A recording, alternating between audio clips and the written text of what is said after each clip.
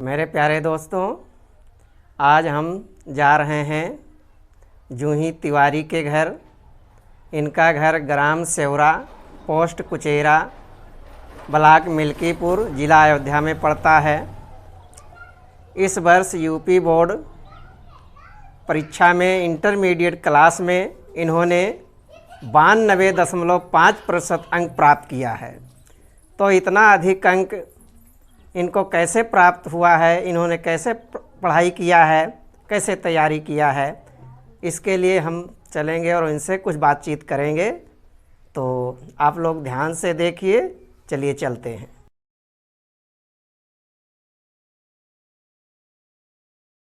मेरे प्यारे दोस्तों, हम जो है इस समय जूही तिवारी के घर पर पहुंच चुके हैं। अब इनसे हम बातचीत चालू करेंगे। ये बताइए, आपका नाम क्या है? मेरा नाम जूही तिवारी है। आपके पिताजी का क्या नाम है? मिस्टर ब्रजेश कुमार तिवारी। अच्छा, हमें पता चला है कि इस बार आपने जो है यूपी बोर्ड 2023 की परीक्षा में आपने इंटरमीडिएट क्लास में 92.5% अंक प्राप्त किया है। क्या ये सही है? जी, प्राप्त किए हैं। अच्छा, ये बताइए, आप कहाँ पर पढ़ती थी, किस विद्यालय में? मैं देव विद्यालय इंटर कॉलेज तरौली में पढ़ती थी।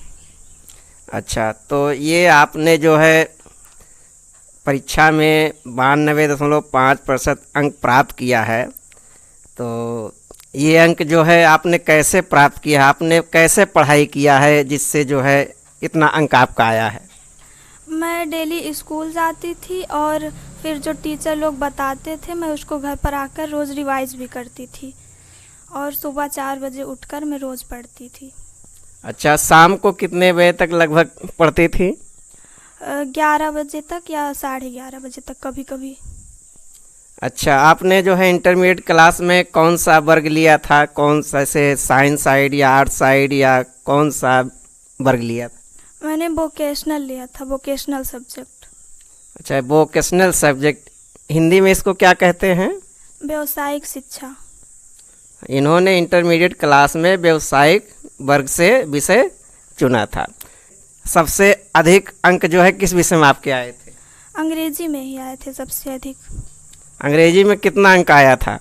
96।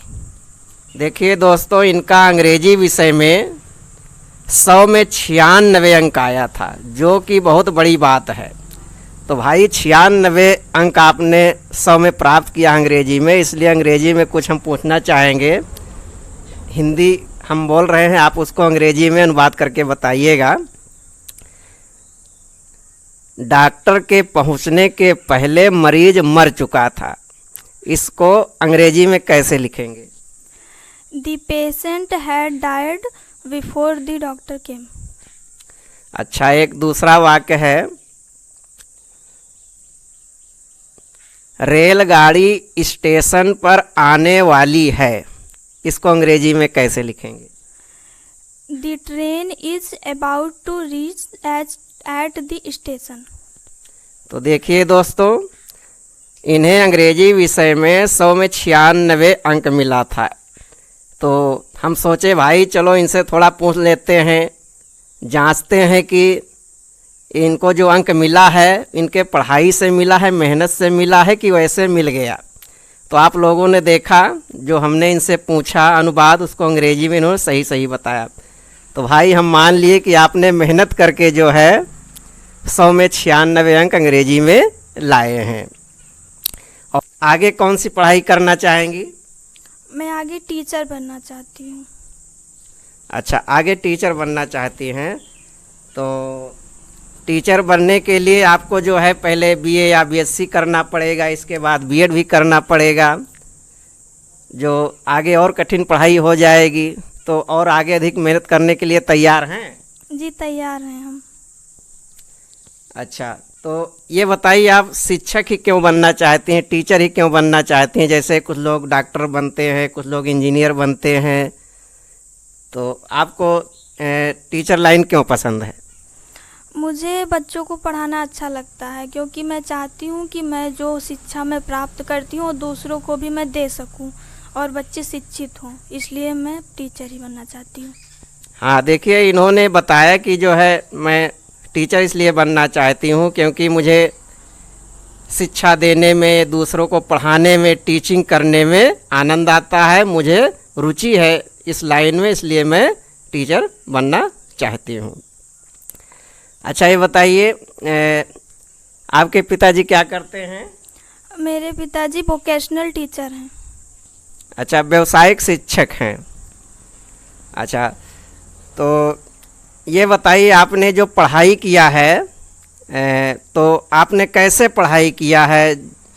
जैसे किताब से ही आपने पढ़ा है या गाइड का सहारा लिया है? कैसे आपने पढ़ाई किया है? मैंने शुरुआत में किताब से पढ़ा है और जब एग्ज़ाम आने वाला था तो मैंने क्वेश्चन बैंक से किया है, क्योंकि क्वेश्चन बैंक में प्रीवियस ईयर के क्वेश्चन बहुत सारे दिए रहते हैं जो हर बार एग्ज़ाम में आते रहते हैं। तो देखिए दोस्तों, आप सभी लोगों को क्या करना है अधिक अंक पाने के लिए? पहले तो आपको किताब एक बार पूरी तरह से पढ़ लेना है और इसके बाद जो है क्वेश्चन बैंक यानी गाइड को भी पूरी तरह से पढ़ना है, याद करना है और समझना है, तब आपके अंक जो है अच्छे आएंगे। अच्छा, आपने कोचिंग या ट्यूशन भी लगवाया था? नहीं, कोचिंग ट्यूशन नहीं था। तो कोचिंग ट्यूशन सब लोग लगवाते हैं, लेकिन आपने क्यों नहीं लगवाया? आर्थिक स्थिति उतनी अच्छी नहीं थी, इसलिए हमने कोचिंग नहीं लगवाया। तो देखिए दोस्तों, ये जो है कोचिंग या ट्यूशन इसलिए नहीं लगवाए क्योंकि इनके पास उतना पैसा भी नहीं था। तो देखिए, ये कोई ज़रूरी नहीं है कि जो है ट्यूशन या कोचिंग लगाने से ही परीक्षा में अधिक अंक आएंगे। आप लोग घर पर ही रहकर मेहनत करिए, ध्यान से पढ़िए और याद करिए, आपके भी अंक परीक्षा में आएंगे। जैसे जूही का नंबर अच्छा आया है, ये घर पर ही पढ़ती थी, मेहनत करती थी, कहीं पर कोई ट्यूशन या कोचिंग इन्होंने नहीं लगवाया है।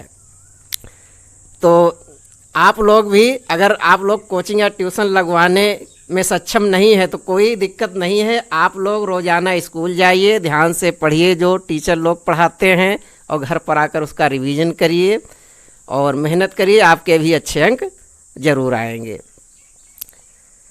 तो जूही जी, मैं चाहता हूं कि जो बच्चे इस समय हाई स्कूल या इंटरमीडिएट की तैयारी कर रहे हैं उन्हें कुछ बताइए जिसके द्वारा वो अच्छे अंक परीक्षा में प्राप्त कर सकें। वो कैसे पढ़ाई करें? वो पहले तो शुरुआत में पूरा अपना सिलेबस कंप्लीट कर लें और उसके बाद जब एग्ज़ाम आने वाला हो तो क्वेश्चन बैंक से पढ़ें और वो प्रीवियस ईयर के सेट्स भी सॉल्व करें, जिससे उन्हें पता चले कि कौन से क्वेश्चन ज़्यादा आते हैं और वो अपने अंक बढ़ा सकें, क्योंकि प्रीवियस ईयर के क्वेश्चन ही ज़्यादा आते हैं। अच्छा, तो जैसे कई विषय पढ़ना पड़ता है तो हर एक विषय को पढ़ने के लिए कोई टाइम टेबल बनाना अच्छा रहेगा या फिर वैसे जब मर्जी हो कोई भी विषय पढ़ सकते हैं? किस प्रकार से पढ़ें? टाइम टेबल बना लें कि इतने बजे से मुझे ये सेट सॉल्व करना है, इतने बजे से मुझे ये पढ़ना है। टाइम टेबल बनाने तो ज़्यादा अच्छा रहता है। अच्छा, परीक्षा जब नज़दीक आता है तो अनुसार लोग हल करते हैं, तो क्या अनुसार हल करना भी अच्छा रहेगा? हाँ, अनुसार हल करना अच्छा रहता है। इंग्लिश में तो मैंने बहुत सारे सेट सॉल्व किए हैं। अच्छा, देखिए जूही का कहना है कि जो अनुसार पेपर आते हैं, अनुसार को भी अंत में हल करना चाहिए, जिससे जो है जो भी क्वेश्चन परीक्षा में आते हैं उनकी तैयारी पूरी तरह से हो जाए। क्यों जी?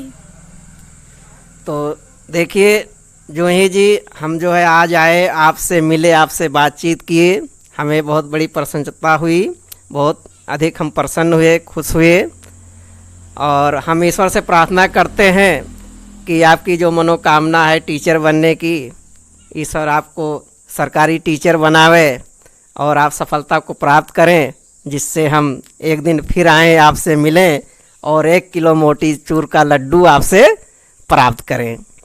जी सर, थैंक यू सर। तो दोस्तों देखिए, आज आप लोगों ने एक ऐसी लड़की से मुलाकात किया जो एक गरीब परिवार की लड़की है। ट्यूशन और कोचिंग पढ़ने की कोई व्यवस्था नहीं थी, लेकिन स्वाध्याय से, अपने मेहनत से इन्होंने इंटरमीडिएट की परीक्षा में 92% अंक प्राप्त किया है। आप लोग इनसे प्रेरणा लें और स्वयं मेहनत करें, आपको भी सफलता मिलेगी। धन्यवाद।